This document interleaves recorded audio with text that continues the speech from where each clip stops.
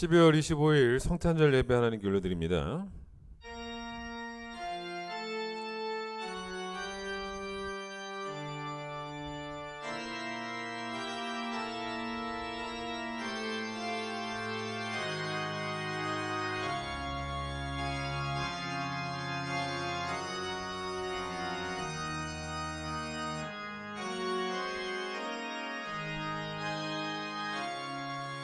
천사가 이르되 무서워하지 말라. 보라, 내가 온 백성에게 미칠 큰 기쁨의 좋은 소식을 너에게 전하노라. 오늘 다윗의 동네에 너희를 위하여 구주가 나셨으니 곧 그리스도 주시니라. 지극히 높은 곳에서는 하나님께 영광이요 땅에서는 하나님이 기뻐하신 사람들 중에 평화로다. 아멘.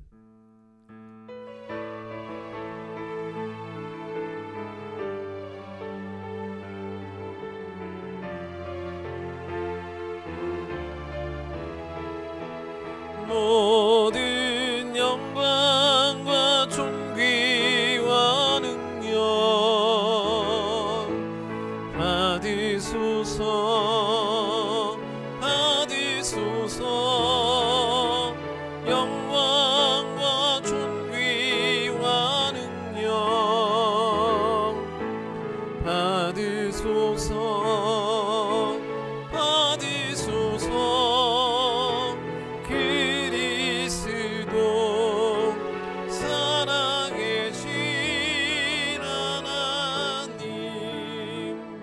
우리의 죄를 고백합니다.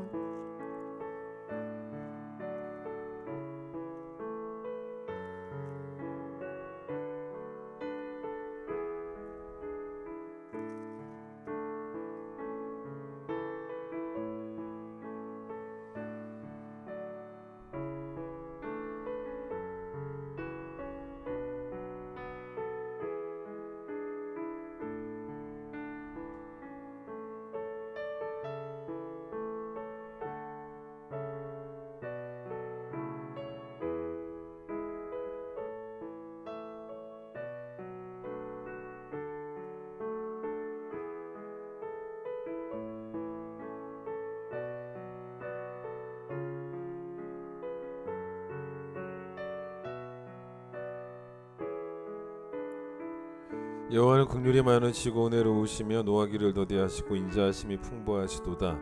우리의 죄를 따라 우리를 처벌하지는 아니하시며 우리의 죄악을 따라 우리에게 그대로 갚지는 아니하셨으니 동이 서에서 먼 것 같이 우리의 죄가를 우리에게서 멀리 옮기셨느니라. 아멘. 신앙 고백합니다. 나는 전능하신 아버지 하나님, 천지의 창조주를 믿습니다. 나는 그의 유일하신 아들 우리 주 예수 그리스도를 믿습니다.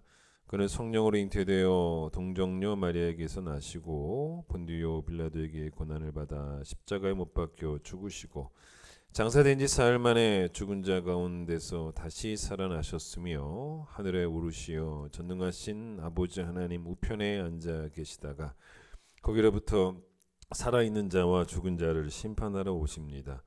나는 성령을 믿으며 거룩한 공교회와 성도의 교제와 죄를 용서받는 것과 몸의 부활과 영생을 믿습니다. 아멘. 122장.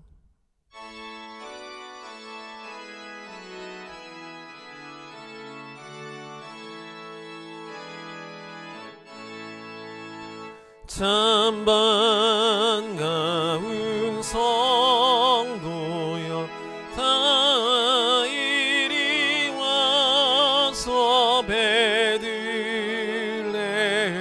성 안에 가봅시다. 저 그유에 누이신 아기를 보고 엎드려 절하세, 엎드려 절하세, 엎드려 절하세. 구주 나셨네. 저 천사여 찬송을 높이 불러서 이 광활한 천지에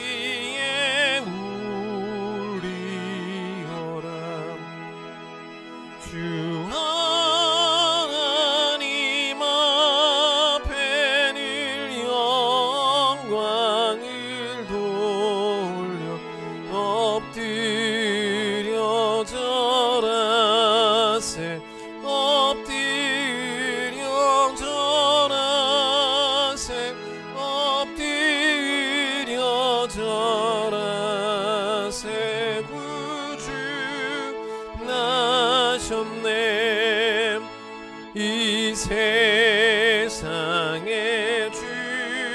주께서 탄생할 때에 참신과 참사람이 되시려고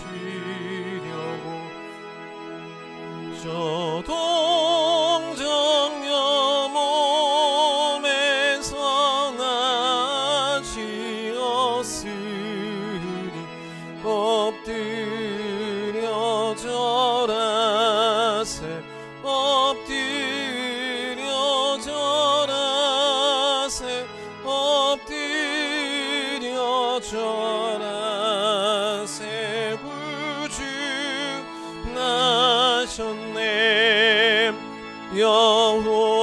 여호와의 말씀이 육신을 입어 날 구원할 구주가 되셨도다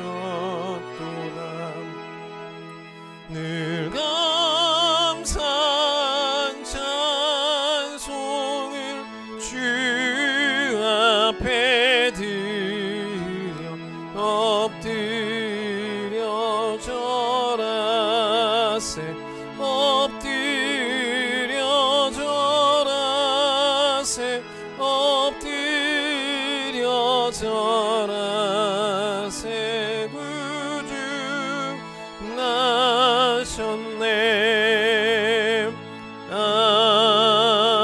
아멘.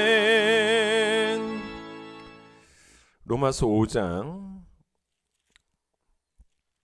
1절로 4절 로마서 5장 1절로 4절 제가 읽겠습니다. 그러므로 우리가 믿음으로 의롭다 하심을 받았으니 우리 주 예수 그리스도로 말미암아 하나님과 화평을 누리자. 또한 그로 말미암아 우리가 믿음으로 서 있는 이 은혜에 들어감을 얻었으며 하나님의 영광을 바라고 즐거워하느니라. 다만 이뿐 아니라 우리가 환난 중에도 즐거워하나니 이는 환난은 인내를 인내는 연단은 소망을 이루는 줄 알미로다. 아멘. 오늘은 유영호 장로님 기도십니다. 우주 만물을 창조하시고 인간의 생사와 화복을 주관하시는 거룩하신 하나님 아버지, 죄 가운데서 죽을 수밖에 없는 저희들에게 독생자 예수 그리스도를 보내주시고 죽기까지 우리를 사랑하신 하나님의 은혜, 감사와 찬송과 영광을 올려드립니다.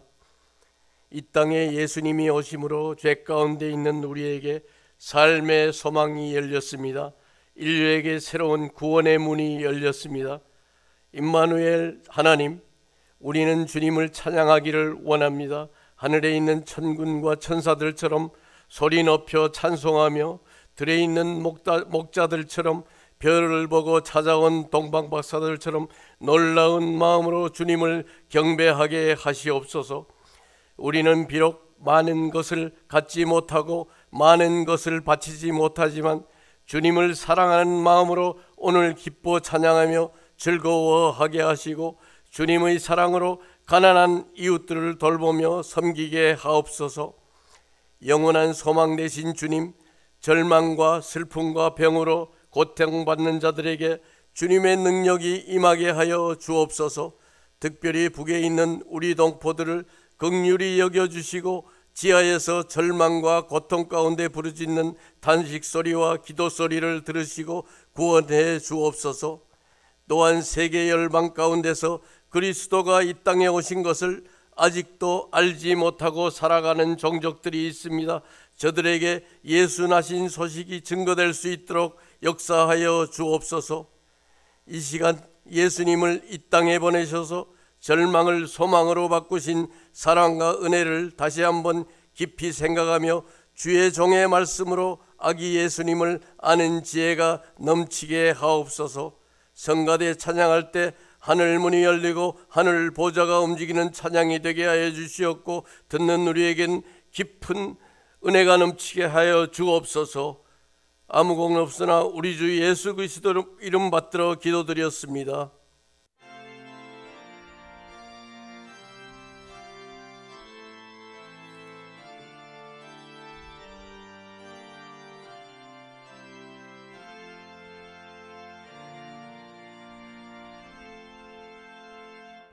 (111장) 찬송하며 봉헌하겠습니다.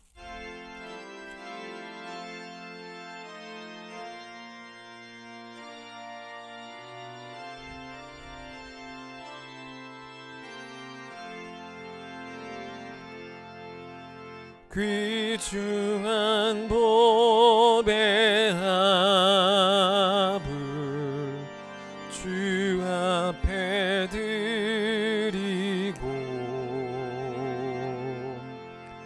우리의 몸과 마음도 다 함께 바치세.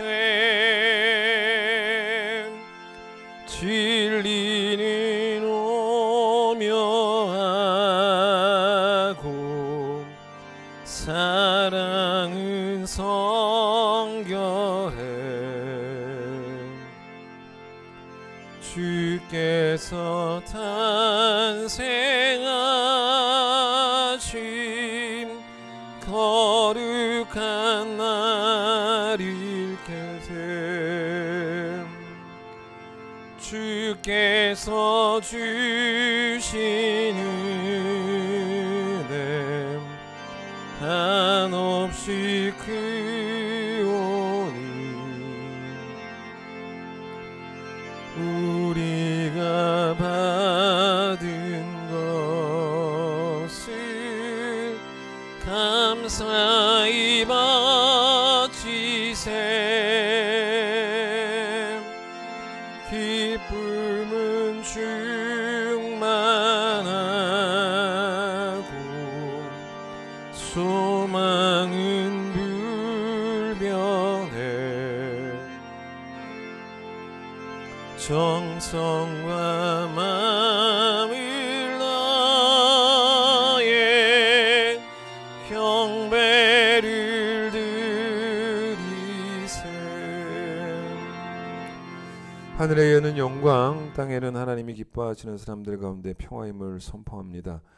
우리에게 큰 기쁨의 좋은 소식이 되시기 위하여 오늘 우리를 찾아오신 예수 그리스도의 사랑을 찬양합니다. 하나님, 우리가 오늘 주님께 성탄을 감사하며 동방박사처럼 귀한 예물을 드립니다. 성탄 예물 주님께서 받아주시고 우리가 받은 것을 주께 돌려드리는 것이며, 우리가 하나님께 받은 은혜가 또 측량할 수 없기에, 성탄의 은혜가 측량할 수 없기에 그 은혜 감격하며 감사하며 드리는 예물입니다. 하나님께 기쁨 되어지는 예물 되어지기를 간절히 소망합니다. 드리는 손길마다 하나님 축복하여 주시고, 때를 따라 또 필요를 따라 우리를 도와주시고 또 우리의 삶을 이끌어 가시며 또 우리의 편이 되어 주시는 하나님의 선하심과 인자하심을 꼭 만나는 귀한 성도들 될 수 있도록 축복하여 주시옵소서. 예수님의 이름으로 기도드립니다. 아멘. 오늘은 이제 2022년 마지막 주일입니다. 성탄절이기도 하고요. 또 하나님께 감사하며 또 기쁨으로 예물 드리고 또 예배하는 날이 되어지기를 원합니다. 송구영신 예배가 돌아오는 토요일 저녁 11시 반부터 있습니다. 올해부터는 작년까지는 송구영신 예배를 온라인과 현장 예배 동시에 진행을 했는데, 이제 올해부터는 그렇게 하지 않으려고 합니다. 그러니까 송구영신 예배는 현장에서만 있습니다. 그래서 현장으로 다 나와서 예배 드리시기를 바라고요. 그래도 코로나가 이제 많이 우리 예전보다는 많이 좋아졌기 때문에 온라인 예배 드리시는 분들도 내년부터는 꼭 현장으로 나오셔서 예배를 드리시기를 바랍니다. 송구영신 예배 때 새해 첫 감사 예물 드리는 시간이 있습니다. 첫 예물이니 정성껏 준비해서 하나님께 드리시기를 바라고요. 오늘 기도 제목 카드를 나눠드렸는데 제가 이 기도 제목 카드를 가지고 1년 동안 기도하고 또 특별히 또 첫 주에 또 기도원 가서 1월 첫 주에 기도원 가서 기도하기도 합니다. 각 가정마다 기도 제목들이 있을 텐데 가족 구성원 개별적으로 기도 제목을 작성해 주셔서 제가 전체 가족 기도 제목 하나만 놓고 기도하는 게 아니라 남편, 아내, 아이들 다 이름 불러가며 제가 기도할 수 있도록 각각의 기도 제목을 작성해서 송구영신 예배 때 꼭 제출해 주시기를 바라고요. 온라인 예배를 들으시는 성도들은 오늘 주보에 이메일 주소 있으니까요. 저한테 이메일로 보내주시면 제가 출력해서 함께 기도하도록 하겠습니다. 대신방 은혜 가운데 잘 진행됩니다. 저도 대신방 하면서 또 은혜를 사모하며 3년 만에 하는 대신방이기 때문에 은혜를 사모하며 또 기다리는 성도들을 만나는 게 기쁨이 됩니다. 이제 한 2월 초까지는 갈 것 같은데요. 그래서 대신방 잘 마무리되어질 수 있도록 기도해 주시고 이번 주에 14구역 대신방 하도록 하겠습니다. 지난번에 교회 그 달력 2023년 벽걸이 달력은 나눠드렸는데 벽걸이 달력이 좀 부족해서 더 만들었습니다. 그래서 이번 주에 더 준비되었으니 안 가져가신 분들 가져가시면 되고 또 표 마그넷 그렇죠 우리 매년 드리죠. 표 쓰여져 있는 냉장고에 붙일 수 있는 그런 마그넷 있지 않습니까? 뭐 대신방 다니니 또 그것도 교패처럼 이용하시는 분들도 계시더라고요. 그것도 나왔습니다. 한 가정당 하나씩 가져가시면 되고 또 다이어리도 나왔습니다. 다이어리가 아주 너무너무 이쁘게 잘 나왔고 인쇄소에서도 아주 잘 나왔다고 이야기할 정도로 아주 좋습니다. 다이어리를 한 사람당 하나씩 가져가시면 되고 또 뭐도 나왔냐?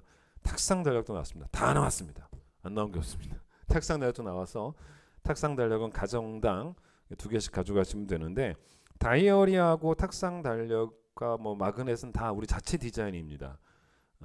그래서 이 다이어리하고 탁상 달력 이렇게 보시면 세트예요. 아주 이쁩니다. 그래서 세상에 둘도 없는 우리만의 디자인이기 때문에 더 좋습니다. 그래서 다이어리도 가져가시고 탁상도 가져가시고요. 또 온라인 들으시는 분들은 주중에 교회 나와서 좀 잠시라도 오셔서 가져가시면 좋겠습니다. 사랑찬양대 반주자 이혜인 반주자 오늘까지 봉사하고 사임하도록 하겠습니다. 그동안 수고하셨습니다. 이강혜 권사님께서 성탄절 감사하며 꼭 꽂아주셨고요. 새신자 이승준, 윤영주 새로 오셨습니다. 찬양하겠습니다.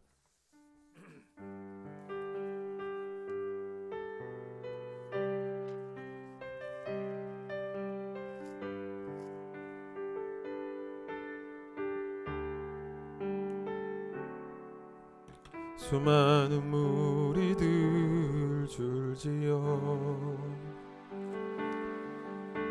그분을 보기 위해 따르네 평범한 목수이신 그분 앞에 모든 무릎이 꿇어 경배하네 모든 문제들 하나하나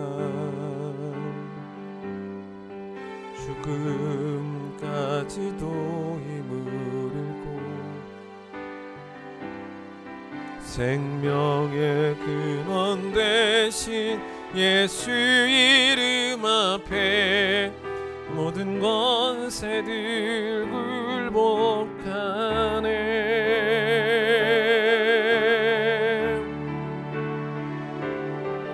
예수 이름 높이세 능력의 그 이름 예수 이름 높이세 구원의 그 이름 예수 이름을 부르는 자 예수 이름을 믿는 자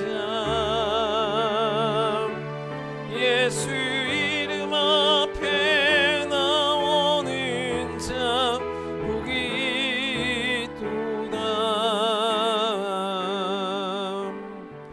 오늘이 성탄절인데 겨울이지 않았습니까? 파주의 겨울은 또 서울의 겨울보다 더 춥죠.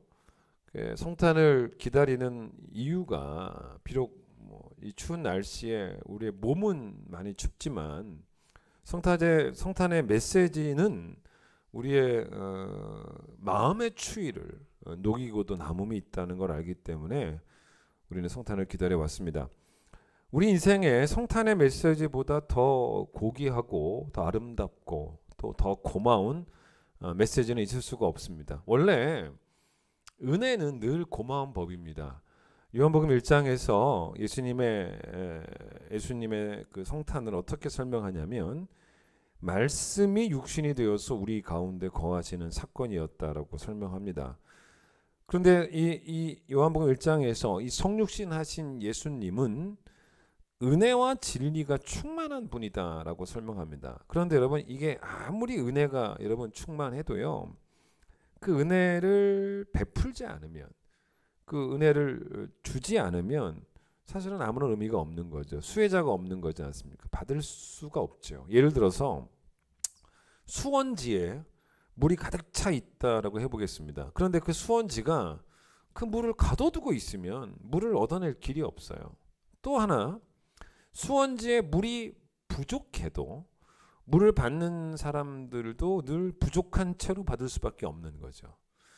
그런데 예수 그리스도라고 하는 은혜의 원천은 성경이 뭐라고 요한복음 1장에 특별히 뭐라고 말하냐면 은혜가 부족하지도 않고 또 그걸 흘려보내는 사랑도 부족하지 않다는 거예요. 그러니까 꽉 찬 곳에서 마음껏 흘려보내주시는 은혜라는 것입니다. 그래서 요한복음 1장 16절에서 뭐라고 말하냐면 우리가 다 받으니가 아니에요. 우리가 다 그의 충만한 데서 받으니라고 말합니다. 꽉 찬 은혜를 받는다는 거죠. 그래서 충만한 데서 충만하게 받았다는 겁니다. 근데 이 말씀 바로 뒤에 뭐라고 나오냐면 우리가 다 그의 충만한 데서 받으니 은혜 위에 은혜로라. 여러분 은혜 위에 은혜로라. grace upon grace라는 말의 의미는 좀 다양하다고 봅니다. 이렇게 생각할 수도 있어요. 우선은 그 은혜가 너무 크니까 은혜라는 단어 한 단어로 다 설명할 수 없으니까 그래서 다 담아낼 수 없으니까 은혜 위에 은혜라고 표현하지 않았나 생각이 들고 또 두 번째는 어떤 생각도 드냐면 은혜가 우리가 사는 날 동안 계속 되지 않습니까? 끊이지 않잖아요. 이 은혜가 있으면 또 그 다음 은혜가 있고 그런 의미로서 계속 된다라는 의미로서 또 은혜 위에 은혜라는 표현도 되지 않았는가라고 생각해 볼 수도 있고요. 또 이렇게 볼 수도 있습니다. 우리가 사는 날 동안 필요한 은혜를 주시다가 최종적으로는 구원의 은혜를 주신다라는 의미에서 은혜 위에 은혜, 마지막 은혜는 구원의 은혜라는 거죠. 그러니까 어떤 의미든지 간에 분명한 것은 우리가 충만한 데서 충만하게 받고 있다는 거예요. 성탄절이 되면 우리가 자주 듣게 되는 말씀이 마태복음 1장 23절 보라 처녀가 잉태하여 아들을 낳을 것인데 그의 이름을 임마누엘이라 하리라 하였은즉 이를 번역한즉 하나님이 우리와 함께 계시다 함이다라는 말씀이 나오는데 이 말씀은 사실은 우리가 마태복음을 읽다가 만나긴 했지만 마태복음에 처음 나온 말씀이 아니에요. 이 말씀은 이사야 7장 14절에 먼저 이 말씀이 나옵니다. 그리고 나서 이제 마태복음이 나오게 된 거예요. 그러면 여러분 이사야 7장의 상황을 조금 아실 필요가 있습니다. 아하스라는 왕이 나옵니다. 남유다의 왕이에요. 그런데 이 아하스가 남유다의 왕으로 있을 때 아람이라는 나라와 북이스라엘이라는 나라가 서로 연합을 합니다. 연합을 해서 남유다한테 전쟁을 걸어옵니다. 연합군과 싸워 이겨야 되는 그런 상황이 이 남유다의 아하스 왕이었으니까 쉬운 일이 아니죠. 그런데 이제 이 아하스가 아람과 북이스라엘이 동맹을 맺었다라는 이야기를 듣고 발발발발 떱니다. 그걸 성경은 어떻게 묘사하고 있냐면 숲속의 나무들이 바람 앞에서 흔들리듯 그렇게 떨었다라고 나옵니다. 근데 이렇게 벌벌 떨고 있는 아하스에게 하나님께서 선지자 이사야를 보내신 거예요. 보내셔서 말씀을 주시는데 뭐라고 말씀을 주셨냐면 네가 벌벌 떨고 있는 그 아람과 북이스라엘은 그래봐야 타다 남은 두 나무 막대기에 불과하다라는 말씀을 주시는 거예요. 그러면서 이렇게 하나님이 말씀을 전해 주시니까 이사야를 통해서 아하스가 뭐라고 이야기를 하냐면 하나님이 아하스에게 뭐라고 말씀하셨냐면 너가 나에게 징조를 좀 보여달라라고 요구를 하라는 거예요. 부탁을 하라는 것입니다. 너가 나한테 좀 징조를 보여달라고 요구를 해라. 이렇게 하나님께서 아하스에게 말씀을 하세요. 그때 아하스가 뭐라고 대답을 하냐면 자기는 어떤 징조도 요구하지 않겠다는 거예요. 자기는 하나님을 시험하지 않겠다라고 말을 합니다. 여러분 어떻게 들으면 진짜 근사한 이야기 같지 않습니까? 멋진 이야기 같지 않습니까? 믿음의 고백인 것 같고. 근데 사실은 아니었어요.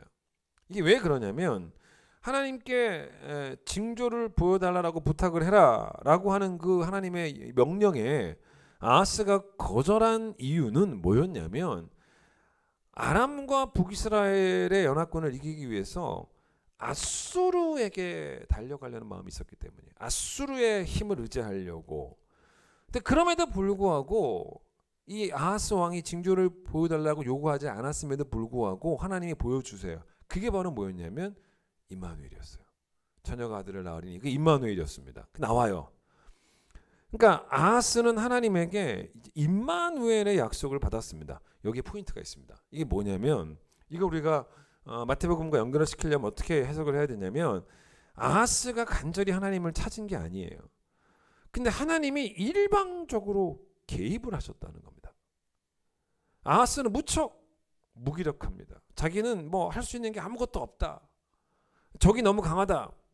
내가 굳이 뭘 해야 된다면 나는 진짜 아무것도 하고 싶지 않은데 뭐 해봐야 안 될 것 같고 굳이 뭘 해본다면 그냥 뭐 아수르 정도 붙잡는 정도. 그런데 여러분 이런 아하스의 마음의 상태대로 그냥 가만 놔두면 뭐 이건 완전히 망하는 거예요. 남유다는 망하는 것입니다. 그때 하나님이 보여주신 징조가 바로 뭐였냐면 임마누엘이에요. 하나님이 개입을 하시는 거예요. 함께 하시겠다는. 근데 이 말씀이 이게 그 임마누엘의 약속이 처음 나온 이사야의 말씀인데 이 말씀이 마태복음 1장 예수님의 탄생과 함께 나타났다는 것입니다. 여러분 뭡니까? 성탄은 우리의 열심이 아니라는 거예요. 하나님의 열심이라는 겁니다. 우리가 좌절했죠. 절망했죠. 그래서 아무런 기대도 하지 않고 살아가는 우리에게 하나님이 임마누엘로 적극적으로 개입하신 사건이 바로 성탄이에요. 하나님마저 여러분 우리에게 개입 안 하시면, 하나님마저 우리를 버리시면, 하나님마저 우리를 포기하시면, 하나님마저 우리를 유기하시면 우리는 무조건 지옥행입니다. 근데 우리가 할 수 있는 게 없어요. 여러분 지옥행은 하나님과의 관계가 깨졌기 때문에 지옥행인 것이지, 지옥행인데 그 관계는 하나님 쪽에서 뭐 먼저 절대로 깨신 게 아니고 우리의 죄가 그 관계를 깼거든요. 그런데 하나님이 공의로 우리를 심판하셔도 우리 입장에서는 입을 다물 수밖에 없는 게 법정에 잡혀와서 명백한 증거 앞에서 유죄 판결을 받은 죄수가 재판관을 향해 할 말이 없잖아요. 죄값을 달게 받겠습니다 라는 말 외에는 할 말이 없습니다. 마찬가지로 원래 그런 거예요. 그런데 성탄의 메시지는 뭐냐면 우리를 향한 하나님의 긍휼이, 우리를 향한 하나님의 사랑이 우리를 향한 하나님의 심판을 이긴 거예요. 그러니까 긍휼이 심판을 이긴 사건입니다. 그러니까 성탄이 바로 뭐냐면 하나님이 예수님을 이 땅에 이렇게 보내시면서 우리가 그걸 기념하는 절기인데 하나님이 우리가 어떻게 하는지 한번 지켜보시려고 예수님을 보내신 사건이 아니라는 겁니다. 구원받을지 아니면 뭐 지옥 갈지 니들이 신중하게 한번 생각을 해보고 니들이 한번 결정을 내려봐라, 이런 의미로 예수님을 보내주신 게 아니라는 것입니다. 구원하시려고 보내셨다. 구원하시려고 행동을 하신 거예요. 즉 용서하시려고 이 땅에 보내신 거죠. 이게 바로 하나님의 적극적인 개입이거든요. 우리가 받은 은혜 중에 은혜가 바로 어떤 은혜냐면 용서해 주시는 은혜입니다. 그래서 적극적으로 우리 삶에 용서해 주시기 위해서, 함께 하시기 위해서 개입하신 사건이 임마누엘이에요. 물론 우리가 사는 날 동안 하나님은 우리에게 건강도 주시고 뭐 일용할 양식도 주시고 필요를 따라서 또 복 주시고 때를 따라 또 복을 주시고 은혜의 담비를 부어주시고 다 하나님의 은혜입니다. 그러나 여러분 아무리 이런 은혜들이 있어도요, 용서해 주시는 은혜가 만약에 없다면 우리의 결론은 영원한 형벌이에요. 그래서 여러분 용서해 주시는 은혜는 그런 의미로서 은혜 위의 은혜예요. 최고의 은혜입니다. 그래서 예수님이 우리를 용서해 주시기 위해서 하나님의 임마누엘로 이 땅에 찾아오신 날이 바로 오늘인데, 여러분 용서해 주시기 위해서 자기 생명을 바치신 예수님의 사랑과 용서해 주시기 위해서 자기 아들을 내어주신 하나님의 사랑은 굳이 비교할 필요가 없습니다. 자, 자식이 아프면 부모가 대신 아프고 싶은 마음 여러분 이해하실 거 아니겠습니까? 자식이 먼저 죽으면 부모의 마음은 뭡니까? 내가 너 대신 먼저 죽었어야 되는데, 그런 심정으로 평생 죄인된 마음으로 살아가기도 하고, 여러분 하나님이 외아들을 내어주신 것은 자기 자신을 내어주신 것과 똑같은 거예요. 똑같은 것입니다. 그러니까 우리를 향한 예수 그리스도의 긍휼, 우리를 향한 예수 그리스도의 완전하신 사랑, 우리를 향한 하나님의 완전하신 사랑과 긍휼, 그게 성탄이라고 하는 기가 막힌 선물이 되어서 우리를 찾아오신 거예요. 몇 년 전에 어떤 교단에서 유치부 아이들을 상대로 성탄절 하면 가장 많이 떠오르는 게 뭐냐라고 설문조사를 했다는 것입니다. 여러분 1등이 뭐겠습니까? 무조건 1등이 뭐였겠습니까? 산타크로스였어요. 예수님보다 훨씬 더 많이 나온 대답이 산타크로스였습니다. 여러분 교회 유치부가 아니고 세상 유치원에 가서 아이들에게 성탄절 하면 가장 떠오르는 게 뭐냐라고 질문하면 열이면 열 전부 다 산타크로스라고 할 것입니다. 교회 유치부에 물어보면 그거보다는 좀 낫겠지만, 그럼에도 불구하고 분명 산타크로스가 예수님보다 더 먼저 떠오르는 아이들이 많을 거라는 거죠. 성탄절은 착한 아이에게 선물을 주시는 산타를 기다리며 울면 절대로 안 돼. 울면 절대로 안 돼. 그런 날이 아니에요. 아이들에게 그런 거 가르쳐 주시면 안 되는 거죠. 잘못된 거죠. 여러분 우리 아이들이 어려서부터 뭘 배워야 되냐면 복음을 배워야 돼요. 아이들에게 성탄절에는 파티를 하는 날이 아니라, 유치원 가서 파티하는 날이 아니라 예배를 드려야 하는 날이다라는 것을 여러분 어릴 때부터 가르쳐야 됩니다. 저는 우리 아이들을 키울 때 성탄절에 아이들에게 선물을 주지 않았습니다. 너가 선물을 받는 날이 성탄절이 아니라 너가 하나님께 감사해야 되는 날이 성탄절이다 라고 가르쳐 왔고, 성탄의 문화는 세상이 주도하면 안 돼요. 세상의 사람들이, 성탄의 의미를 모르는 사람들이 이 문화를 만들어가면 되겠습니까? 성탄의 의미를 아는 성도들이 주도권을 잡고 있어야 되고, 세상에 뺏긴 성탄 문화를 교회가 찾아와야 돼요. 교회가 주도권을 가지고 있어야 됩니다. 성탄은 하나님의 기가 막힌 은혜 위에 은혜를 기뻐하는 날이거든요. 그래서 바울이 오늘 본문에서 성탄은 우리가 누려야 되는 날이라고, 뭘 누리냐면 오늘 본문 5장 1절 끝에 보세요. 하나님과 더불어 화평을 누리는 날이 성탄이라는 거예요. 이게 성탄입니다. 자, 예수님이 2000년 전에 성육신 하셨을 때, 그때는 어떤 시대였냐면 로마가 세상을 지배하던 시대였습니다. 여러분 들어보셨을 거예요. 로마가 세상을 지배할 때 어떤 일이 있었냐면, 들어보셨습니까? 팍스 로마나라는 말이 있습니다. 이 팍스라는 말이 로마어로 평화라는 뜻입니다. 그러니까 로마의 평화라는 뜻입니다. 예수님이 오셨을 때 그 시대가 팍스 로마나였습니다. 여러분 그런데 이게 말이 좋아 로마의 평화지, 이게 바로 어떤 의미냐면 로마가 그 시대에 초강대국이었다는 말이에요. 이 말이. 그러니까 로마가 계속 전쟁을 하지 않습니까? 전쟁을 통해서 계속 영토를 확장을 합니다.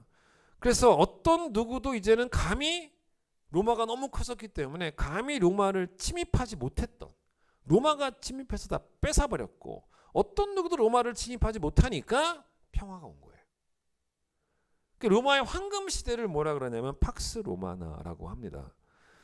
그런데 여러분 예수님 성육신 하셨을 때가 이 팍스 로마나가 절정을 달리던 그 시기였는데, 그 팍스 로마나가 있던 바로 그 시절에 어느 날 갑자기 누가복음 2장 하늘에서 천사가 나타나서 예수님 태어나셨을 때 뭐라고 말하냐면, 하늘에는 영광이고 땅에 있는 하나님이 기뻐하시는 사람들 중에는 평화다라고 선포를 합니다. 이게 성탄의 메시지입니다. 그럼 여기서 말하는 평화가 팍스 로마나의 평화와는 완전히 질적으로 다른 평화라는 거예요. 방법도 다르고, 그 평화를 이루는 방법도 다르고, 또 그 평화의 내용도 다르다는 거죠. 그런 것입니다. 자, 여러분 팍스 로마나는 뭡니까? 로마가 자신들의 무력으로, 막강한 군사력으로 이뤄낸 평화입니다. 싸워서 이겨서 쟁취한 평화예요. 그런데 예수님이 이 땅에 태어나셨을 때 그것도 말구 위에 태어나신 작은 아기에게, 요만한 아기에게 천사들이 뭐라고 말했냐면 이분이야말로 평화의 왕이다. 이분이 평화를 이루실 분이시다 라고 선포를 한 것입니다. 구약이 예언했던 평강의 왕, 평화의 왕이 바로 이분이다라고 선포한 거죠. 자, 팍스 로마나 시대에는요, 많은 나라들이 로마의 지배를 받습니다. 유대도, 이스라엘도 마찬가지였습니다. 로마의 입장에서는 자국의 평화이긴 하겠지만 피지배자들의 입장에서는 억울한 종살이에요. 따라서 유대인들이 가장 고대했던 단어 중에 하나가 뭡니까? 평화죠. 평화. 로마가 없는 시대. 로마가 없는 평화죠. 마치 우리가 일제시대에 광복을 기다렸던 것처럼 당연히 이 유대인들도 평화를 기다립니다. 그래야지 다 좋아지니까. 그런데 예수님이 유대인들에게 빠른 시일 내에 정치적인 평화를 되찾아주기 위해서 오신 분이 아니었다는 거죠. 여러분, 예수님이 이루신 평화는 이런 거예요. 로마처럼 그 방법이 무력으로 얻어내는 그런 평화가 아니었고, 예수님이 이루시는 평화는 십자가로 이루신 평화입니다. 즉 이거는 정치적 해방을 의미하는 게 아니라 하나님과의 관계 회복이에요. 하나님과의 화해라는 것입니다. 왜냐? 이 하나님과의 화해가 없으면 영생이 없어요. 하나님과의 화해가 없으면요, 여러분 천국에 가는 길이 막혀 있는 겁니다. 하나님과 화해가 되어야지만 그 길이 열리는 거예요. 여러분 성경에 이거 좀 아십시오. 온유라는 단어가 있습니다. 우리가 보통 이 온유라는 단어를 생각하면 뭔가 온유는 별로 좀 이렇게 좋은 것 같지 않죠. 뭔가 소심하기도 하고 겁쟁이 같기도 하고 약해 보이기도 하고 그게 온유 같아요. 그러나 여러분 성경이 말하는 온유는 절대로 그런 개념이 아닙니다. 예수님이 마태복음 11장 29절에서 나는 마음이 온유하고 겸손하니 라고 말씀하시면서 나의 멍에를 메고 내게 배우라 라고 말씀하실 때 여러분 온유는 예수님의 성품이에요. 나쁜 게 아닙니다. 근데 원래 이 온유라는 단어의 의미를 좀 정확하게 아실 필요가 있습니다. 이 온유라는 단어가 원래 프라우테스라는 단어인데 이 단어가 원래 어디 쓰이는 거냐면 야생동물을 원래 그래요. 야생동물을 길들일 때 사용했던 단어입니다. 여러분 야생동물은 힘이 있지 않습니까? 그런데 그런 야생동물이 주인에게 길들여지지 않으면 그 힘은 뭐든지 다 할 수 있는 폭력이 됩니다. 나쁜 힘이 돼요. 하지만 이 힘이 주인에게 잘 길들여지면요, 그 힘을 주인이 통제하기만 하면 그거는 아주 좋은 힘이 돼요. 그래서 그걸 프라우테스, 즉 온유라고 하는 것입니다. 자, 그러면 이 개념을 좀 가지고 계시고, 그럼 예수님이 자기 자신을 온유하다라고 말씀하신 것의 의미는 어떤 의미냐면 정확한 예를 하나 들어보겠습니다. 자, 군병들이 예수님을 잡으러 와요. 그때 베드로가 어떻게 하냐면 예수님을 보호하겠다고 칼을 빼듭니다. 그래서 칼로 대제사장의 종이었던 말고의 귀를 쳐서 잘라버립니다. 근데 이 말씀이 여러분 나중에 한번 찾아보세요. 사복음서에 다 나와요. 마태, 마가, 누가, 요한복음에 다 나옵니다. 이 상황을 여러분 조금 더 입체적으로 이해를 하려면 사복음서를 다 보면서 이 상황을 여러분 만들어내야 돼요. 그 그림을 완성해야 됩니다. 왜냐하면 사실 마태, 마가, 누가복음에는 말고의 귀를 자른 제자가 누군지 이름도 안 나와요. 그런데 요한복음 가면 이 제자가 베드로였다라고 나오니까 우리가 베드로가 잘랐구나를 알게 되는 거예요. 그리고 마태, 마가복음에는 말고의 귀를 자른 이야기는 나오는데 누가복음에 가면요, 예수님이 말고의 귀를 고쳐주시는 이야기가 나옵니다. 학자들은 왜 누가복음에 나왔을까? 아, 누가는 의사니까. 뭐 그렇게 보는 견해도 있어요. 그런데 그 누가복음에서 예수님께서 말고의 귀를 자꾸 다시 고쳐주시거든요. 그리고 누가복음에만 나오는 말씀이 하나 있어요. 베드로에게 예수께서 뭐라고 말씀하셨냐면 이것까지 참으라. 이게 온유예요. 이것까지 참으라는 겁니다. 그리고 마태복음에만 나오는 말씀이 또 있어요. 다 합쳐서 보면 돼요. 누가복음에는 이것까지 참으라라고 나왔는데 이게 온유죠.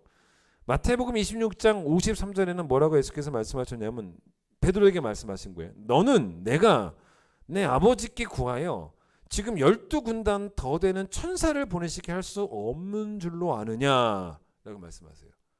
야, 나도 하려면 한다는 거예요. 근데 그렇게 하면 안 된다는 거죠. 왜? 아버지 뜻을 이루기 위해서, 우리를 용서해 주시기 위해서는 그러면 안 된다는 거죠. 이게 온유예요. 온유. 이게 온유입니다.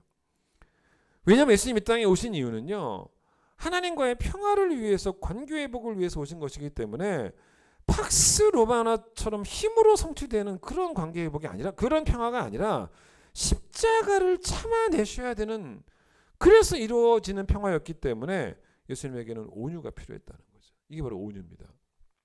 누가복음 2장에서 천사들이 목자들에게 뭐라고 말하냐면, 온 백성에게 미칠 큰 기쁨의 좋은 소식이 있다. 오늘 다윗의 동네에 너희를 위해서 구주가 나셨는데 곧 그리스도 주시다. 여러분, 이게 무슨 말이냐면 하나님과의 관계 회복보다 더 기쁜 소식은 없다는 거죠. 우리 교회가 큰 기쁨 교회입니다. 그 큰 기쁨 교회라고 이름을 정하는 과정 가운데 이 본문도 있었고 사도행전 본문도 있었어요. 참 다 같은 내용이긴 한데, 여러분, 큰 기쁨 교회라고 이름을 정한 이유는 우리 교회가 파주 교화 지역뿐만 아니라 이 지역 사회 더 넓게는 정말 여러 지역으로 퍼져가면서 우리 교회가 교회에 나오면, 예수를 믿으면 경제적으로 깨진 평화가, 건강적으로 깨진 평화가, 세상의 지위적으로 깨진 평화가 회복이 된다라고 선포하기 위해서 교회를 세운 게 아니라는 것입니다. 하나님과의 관계가 회복되는 것보다 더 기쁜 좋은 소식은, 더 큰 기쁨의 좋은 소식은 없다라는 것을 세상에 알리고 세상에 전하기 위해서 우리 교회 여기 존재하는 거죠. 여러분, 돈이 많다고 행복한 건 사실은 아닙니다. 단칸방에 온 가족이 살아도요, 하루하루가 다른 가정처럼 풍성하지 않아도 가정 안에서 자녀들이 부모의 사랑을 받고 부부가 서로 사랑하고 관계가 풍성하면 물질적 가난과 전혀 상관없는 감정의 부유함들을 누리고 살아갑니다. 아무리 부자로 살아도, 저 푸른 초원에 그림 같은 집을 짓고 살아도 그 집 안에서 매일매일 가족과 싸우고 살아간다면 거기는 그냥 지옥입니다. 그래서 오늘 본문에 바울이 뭐라고 이야기했냐면, 예수를 믿는 자에게 환난이 없다라는 말을 안 해요. 여전히 환난이 있다가 바로 3절이에요. 그런데 환난 중에 즐거워하라라는 이야기를 합니다. 우리가 환난 중에서 즐거워할 수 있는 이유를 뭐라고 설명하냐면 1절에서 성탄 때문에 그렇다는 거예요. 성탄이 뭡니까? 끝에 보세요. 1절. 예수 그리스도가 이 땅에 오셔서, 예수 그리스도가 오셨기 때문에 예수 그리스도로 말미암아 하나님과 화평을 누리게 되는 것이 바로 성탄이라는 거예요. 그러니까 환난을 즐거워하라는 말이 아닙니다. 가난을 즐기고 질병을 즐기고 이런 말이 아니라, 가난해도 질병이 있어도 하나님과의 화평을 누리고 살 수 있다는 거죠. 진짜 실력 있는 신앙은 뭐냐면, 내가 생각하는 그런 모든 깨진 것들, 깨진 평화들, 그게 뭐든 간에, 경제든 아니면 뭐 경제적인 문제든 간에, 건강의 문제든지 간에, 아니면 뭐 다른 어떤 사회적 지위의 문제든지 간에, 그런 깨진 평화들이 다 회복될 때까지 기쁨을 잠시 중단하는 것이 실력 있는 신앙은 당연히 아니겠죠. 진짜 실력 있는 신앙은 고난의 한복판에서도, 아직 해결되지 않은 많은 문제들 속에서도 아직 내가 원했던 좋은 소식이 들리지 않아도 내게 하나님께서 먼저 찾아오셔서 큰 기쁨의 좋은 소식으로 성탄의 소식을 알려주셨고, 그게 여전히 10년 가운데 큰 기쁨의 좋은 소식이 되어진다면 그게 실력 있는 성도라는 거예요. 승리가 뭔지 아셔야 됩니다. 가난의 사슬을 끊고 부해지는 것, 물론 승리일 거예요. 질병의 사슬을 끊고 건강해지는 것, 물론 그것도 승리였지만, 복음이 약속하고 복음이 보장하고 성탄이 설명하는 승리는 예수의 생명이 사망을 이기는 승리예요. 예수의 생명이 사망을 삼키는 승리입니다. 그래서 디모데후서 1장 10절에 우리 구주 그리스도 예수의 나타나심을 말미암아 나타났으니 그는 사망을 패하시고 복음으로써 생명과 썩지 아니할 것을 드러내신지라. 최고의 승리는 사망을 이기는 승리. 따라서 여전히 고난과 싸우고 있는 중이기는 하지만 이미 하나님이 이기신 승리가 우리에게 있고, 이미 예수께서 이기신 승리가 우리에게 있기 때문에 고난의 한복판에서도 아직 내 인생에 깨진 평화가 많이 보인다 할지라도 천사들이 선포했던 그 평화를 누리는 자가 성탄을 제대로 기뻐하는 자라는 거죠. 그래서 여러분 찬송가 112장 어떤 가사 있습니까? 2절 무천사 날개 펴고서 이 땅에 내려와. 그 다음 가사 들어보세요. 그때에 부른 노래가 또다시 들리니 이 슬픔 많은 세상에 큰 위로 넘치고. 2000년 전의 천사의 노랫소리가 2022년 오늘 이 성탄에도 다시 들려서, 그래서 2022년에 만나는 성탄도 여전히 내게 너무 큰 위로가 되는 그런 성탄이 되셔야 된다는 거예요. 가사는 안 바뀌었어요. 2000년 전에 불렀던 그 천사들의 그 찬송의 가사나 지금 우리가 다시 듣는 천사들의 노래는 가사는 똑같지만 가사는 안 바뀌었습니다만은, 그러나 중요한 것은 이 노래가 내 심령이 부유하다면 여전히 올해도 내게 새 노래가 되는 그런 은혜가 임하는 거죠. 누가복음 2장 보고 마치겠습니다. 누가복음 2장을 보시면은 이 성탄의 기쁜 소식을 천사가 누구한테 전했냐면 목자들에게 전합니다. 근데 사실 이 시대 목자들은 여러분 사회적 지위가 높은 사람들이 아니에요. 뭐 그렇다고 해서 부자도 아닙니다. 근데 목자들은 이 구세주의 탄생을 너무너무 좋아해요. 그래서 정말로 이 목자들에게 천사가 전해진 그 소식이 말 그대로 큰 기쁨의 좋은 소식이었습니다. 그래서 베들레헴으로 뛰어가요. 뛰어가서 마리아 요셉 찾아냅니다. 찾아내서 구유에 누우신 아기를 만나게 됩니다. 그리고 여러분 20절을 보세요. 20절. 자, 목자들은 자기들에게 이르던 바와 같이 듣고 본 그 모든 것으로 인해서, 그러니까 아기 예수님 만나고 하나님께 영광을 돌리고 찬송을 했다는 거예요. 맞죠? 근데 그 다음 단어가 중요합니다. 그리고 나서 뭐 했다는 거예요? 돌아갔다는 거예요. 돌아갔다는 겁니다. 어디로요? 어디로 돌아갔습니까? 다시 그들의 일상으로 돌아갔다는 거예요. 양떼가 있는 들판으로 돌아갔고요. 아내와 자식이 있는 가족으로 돌아갔고, 친구들에게 돌아갔고, 원래 살던 동네로 돌아갔다는 것입니다. 거기는요, 하나도 바뀐 것이 없는 예전과 똑같은 환경입니다. 거기로 돌아갔습니다. 그죠? 구세주를 만나도 바뀐 게 없어요. 구세주를 만난 덕분에 환경이 바뀌었다, 신분이 상승했다, 그런 말이 안 나와요. 다시 동네로 기쁨으로 돌아갔다는 거예요. 여러분, 이렇게 목자들의 이야기는 마무리가 됩니다. 저는 어쩌면 이 그림이 우리가 2022년에도 만나야 되는 성탄이 아닐까 생각해 봅니다. 여러분, 환경은 그대로일지는 모르겠지만 내 심령에 큰 기쁨의 좋은 소식이 있다면, 누구도 빼앗을 수 없는 그 소식을 내가 지금 가슴에 다시 오래 품게 되었다면 환경이 이길 수가 없는 새 사람이 된 거예요. 여러분, 이 예배 후에 또 다시 삶의 자리로 돌아가십니다. 성탄의 복이 무엇인지를 정확히 아는 자로 삶의 자리로 돌아가시는 거예요. 여러분, 고난이 있어도요, 우리의 매일매일이 주님의 성탄을 기뻐하는 2023년도 매일매일이 주의 성탄을 기뻐하는 메리 크리스마스가 되어지기를 여러분 간절히 축원드리겠습니다. 찬양하겠습니다.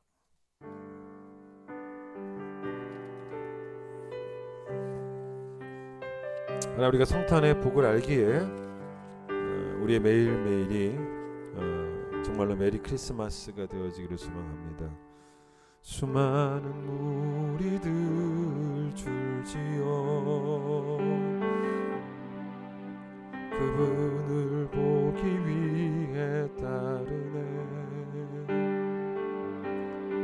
평범한 목수이신 그분 앞에 모든 무릎이 꿇어 경배하네. 사망을 이기신 모든 문제들 하나하나 예수의 생명을 찬양합니다. 죽음까지도 힘을 잃고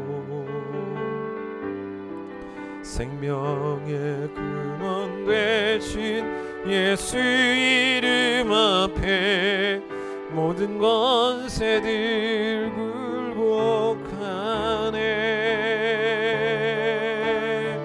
우리의 구원자 예수 이름 높이세. 예수 이름 높이세.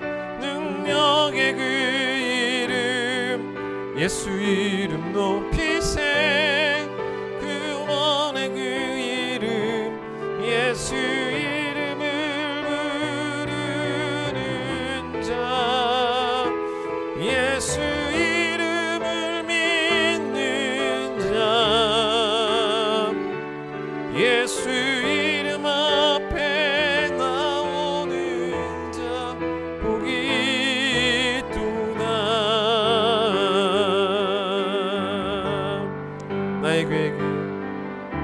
나의 계획이 실패하고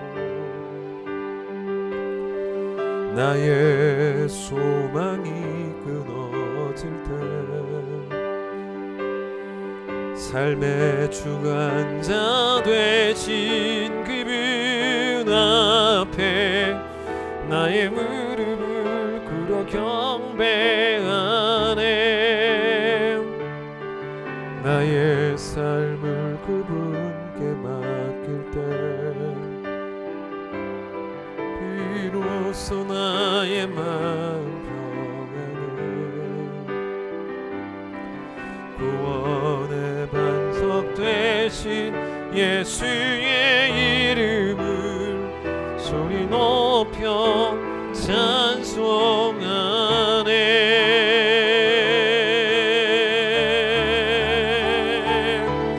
예수 이름 높이세. 능력의 그 이름 예수 이름 높이세. 구원의 그 이름 예수 이름을 부르는 자 예수 이름을 믿는 자 예수 이름 앞에 나오는 자 복이 있도다. 예수 이름 높이세. 예수 이름 높이세. 능력의 그 이름 예수 이름 높이세. 구원의 그 이름 예수 이름을 부르는 자 예수 이름을 부르는 자 예수 이름 앞에 나오는 자 복이 있도다. 하나님, 이 성탄의 최고의 선물은 예수 그리스도이심을 선포합니다. 우리의 삶의 자리에서 다시금 이 성탄의 귀한 메시지를 가슴에 품고 새 영혼으로 살아가는 우리 귀한 성도들 되어지기를 간절히 소망합니다. 하늘에는 영광이 되고 땅에는 우리에게는 평화가 되는 이 성탄의 메시지가 우리가 받은 복 중에 최고의 복이 예수께서 우리를 용서해 주신 복이며 하나님께서 우리를 용서해 주신 복임을 다시금 깨닫게 하여 주셔서 예수 그리스도로 말미암아 회복되어진 하나님과의 관계, 그래서 우리에게 열린 천국의 길이 하나님 우리에게는 성탄의 가장 중요한 의미임을 다시 한번 고백하는 귀한 성도들이 되어질 수 있도록 하나님 축복해 주시기를 간절히 소망합니다. 세상이 기뻐하는 그 이유들로, 세상이 누리는 그 방법들로 성탄을 누리는 것이 아니고 성탄의 정신대로 교회가 예배하게 하여 주시고 내가 예배하게 하여 주셔서 이번 성탄이 예수만 높이는 성탄, 예수만 예배하는 성탄, 예수 그리스도에게 은혜도 영광을 돌리는 성탄이 꼭 되어져서 갚을 길 없는 그 은혜를 다시 한번 만나고 우리의 삶 가운데 우리 안에 화평을 이루신 그 하나님의 은혜를 잊지 않고 살아가는 결단이 있는 정말 귀한 성탄이 되어질 수 있도록 하나님께서 역사하여 주시옵소서. 다시금 우리의 삶의 자리로 돌아갑니다. 그런데 우리가 돌아갈 때 우리 옛사람을 다 벗어버리게 하여 주시고 우리의 심령 속에 큰 기쁨의 좋은 소식을 품고 돌아가게 하여 주셔서 성탄의 감격이 우리의 삶을 지배하게 하여 주시고 우리의 삶을 다스리게 하여 주셔서 앞으로 2023년도 하나님의 자녀로서의 명예를 잘 지켜내는 귀한 성도들 되어질 수 있도록 하나님 축복하여 주시옵소서. 이제는 예수님의 놀라우신 은혜와 하나님 아버지의 변함없는 사랑과 성령의 역사하심과 교통하심이 하나님과의 합평을 누리는 자의 복을 알고 그 복을 누리며 살기를 원하는 모든 성도들 위해 함께하여 주시기를 간절히 축원하옵나이다. 아멘.